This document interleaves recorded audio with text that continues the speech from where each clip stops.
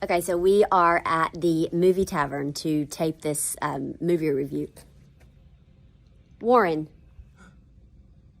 He's dead. Or he's a really sound sleeper. What? What happened? I don't know.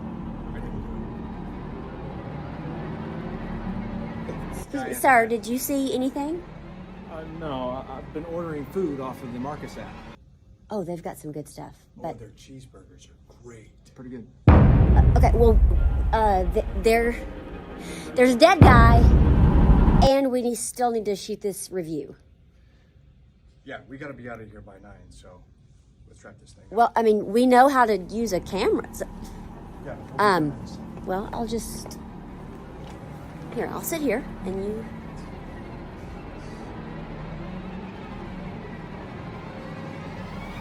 All right, I think we're on. You guys see us? I hope there's good They're not battery. gonna answer back. Surely, Okay. surely. All right. All right, you ready? Yeah. Hey guys, I'm Lauren McCullough. And I'm Warren McCullough. And I'm Drew. This is the dead guy.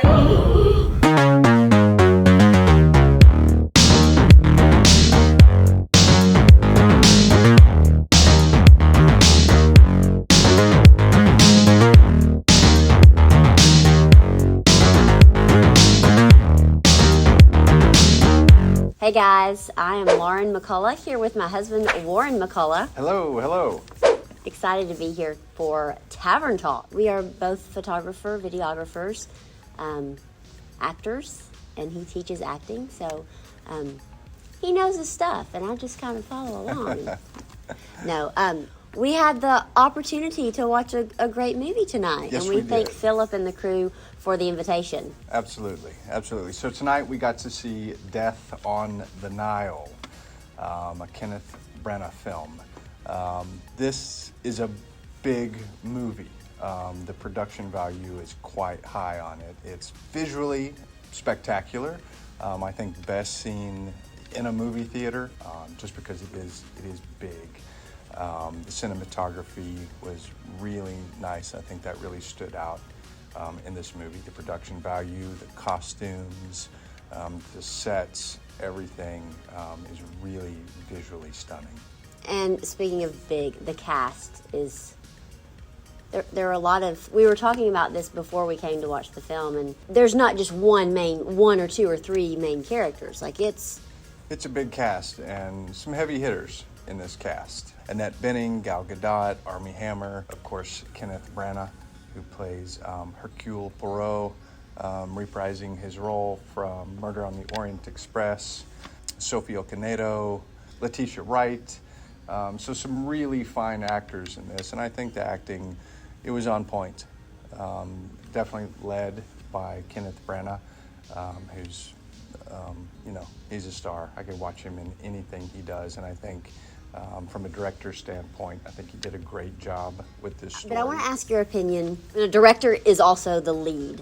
Do you have any thoughts or opinions or feelings of that? For an actor to also be directing, especially a production like this, I would definitely think it would take some of your energy away from your performance. But you have somebody like Kenneth Branagh, and I will say, when we are introduced to Gal Gadot's character, she walks into the room and she was wearing something very similar. This was an accident. I did not know that, but that automatically kind of made me fall a little extra in made love you with like her. Yeah. Yeah. The overall feel of the movie is romantic and has a romantic feel, not necessarily in all the murders, but just the grandness of it. And the era. It was in the 30s, era, 40s. It's definitely, kind of an escapist movie. You go to the movies to watch this kind of movie to kind of escape. You're transported to Egypt on the Nile in the 30s, and you're with these very wealthy individuals. They're all on an adventure, and the theme of love permeates this movie. Love for country, love for your mother, for your son, for your friends. Mm-hmm. We saw all those relationships. And romantic love. Maybe that's why they asked us to do this this review together. We're on to you guys. But love lost, unrequited love, And love that is forbidden. Yeah. Back then and now, yeah.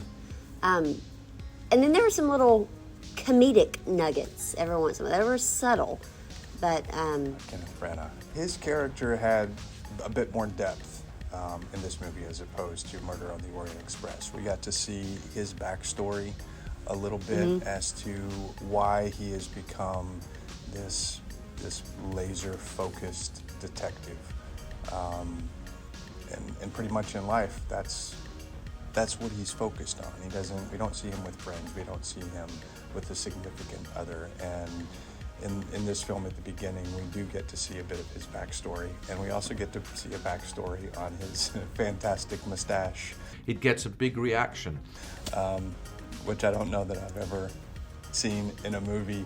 At one point, Warren goes, "It looks like he has 3 mustaches." It does. It's grand. It's absolutely grand. So kind of the vibe of watching it, I almost felt as if we were watching a play. It's like the game Clue. It was like we were watching a live version of Clue, if you will. Maybe he was poisoned. But also in a play, and I kind of felt like South Pacific, if you're familiar with that. Well, you don't have to look so dramatic about it. Mixed with kind of a soap opera-y. A little bit, and I think that stems from Agatha Christie. Okay. Probably just her writing. Her yarns have been turned into hundreds of TV productions and movies, and I think they just have that vibe to them. Okay. I would not consider myself I love to watch mysteries type person, honestly. That's not what I'm drawn to normally. However, I mean, I really enjoy this movie. And even when we cut to the detective, when he's, telling his thoughts to the crowd, it goes back to black and white, to get that little vintagey noir type mood. That was a cool little touch that I enjoyed. Mm-hmm. No, overall, I definitely enjoyed the movie. You got to know what you're getting into when you go see a movie like this. Taking a deep dive into the character development. If you start to do that, you're going to start to see holes and get detached from the overall experience. I didn't particularly care about these characters. Sophie Okonedo's character and her daughter's character, Letitia Wright, probably cared about them the most. But Sophie was great. I fell in love with her when she was on Ratchet. Who the are you? Yeah, she was great. But there's so much in this movie. I feel like they focused on the spectacle, and somebody dies, and it's like, okay, they died. And I think they tried to give so much backstory in this movie to make the audience care about them a little bit more. But in the 2-hour time period that they have, a little over 2 hours, I don't really feel like I connected to any of them. And the denouement in this movie, and it was just like this in Murder on the Orient Express. They're kind of funny because everything's wrapped up in 3 minutes. Hercule locks everybody on the ship, and he walks in and he says, "You did this and you did that." He exaggerates. No, he's quite correct, actually. And these tough characters that are denying everything the whole way through, vehemently, they just cave and go. It's kind of like Scooby-Doo. Might have gotten away with it too. It wasn't for these blasted kids and their dogs. It's kind of how I feel at the end of these movies, But it was entertaining, and that's what we make movies for, right? That's what we make movies Absolutely. for. Okay, so how many stars? Okay, out of 5 stars, you would give it a 3. Okay. I take that back. I enjoyed it more. I'm giving it a 4. I'm gonna give it a 4. Final answer. Yeah, I give it a 4 too. It was a fun ride, definitely. Check it out. You'll like it. Fun ride on the Nile. And will you survive? That's Tavern Talk for this episode. Thanks for hanging out with us.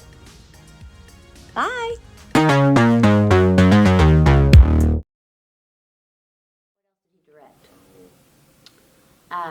Don't put this in there, guys.